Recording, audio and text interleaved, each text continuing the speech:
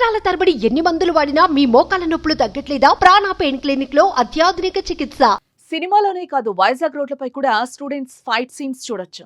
విద్యార్థులే రౌడీల్లా మారి నడి రోడ్డుపై చొక్కాలు చింపి తన్నుకుంటున్నారు. ఇలాంటి సీన్స్ ఇటీవల సాగర్ తీరంలో ఎక్కువయ్యాయి. తాజాగా మరో ఫైటింగ్ కలకలం రేపింది.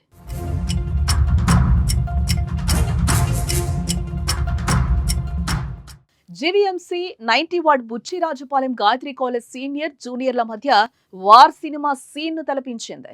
2 బ్యాచ్లుగా విడిపోయిన విద్యార్థులు రోడ్డుపై గొడవకు దిగారు. ఒకరిపై ఒకరు పిడిగుద్దులు కురిపించుకున్నారు. కొందరు కొట్టుకుంటే మరికొందరు రన్నింగ్ కామెంటరీ ఇస్తున్నారు. విద్యార్థుల గొడవతో అక్కడ భీకర వాతావరణం నెలకొందని చెప్పుకోవచ్చు. ఏం జరుగుతుందో తెలియక స్థానికులు ఒక్కసారిగా హడలిపోయారు.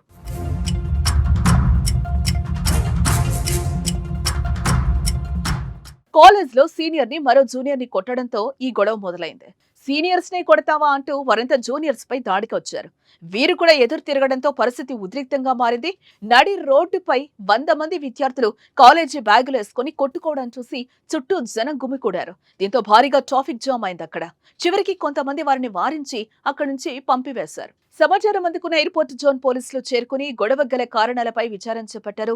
సోషల్ మీడియాలో వైరల్ అవుతున్న దృశ్యాల ఆధారంగా విద్యార్థులను గుర్తించి దర్యాప్తు చేపట్టారు. తాము స్టూడెంట్స్ అన్న వాస్తవాన్ని మరిచి నడి రోడ్డుపై వీధి రౌడీల్లా కొట్టుకోవడం స్థానికంగా తీవ్ర దుమారాన్ని రేపింది.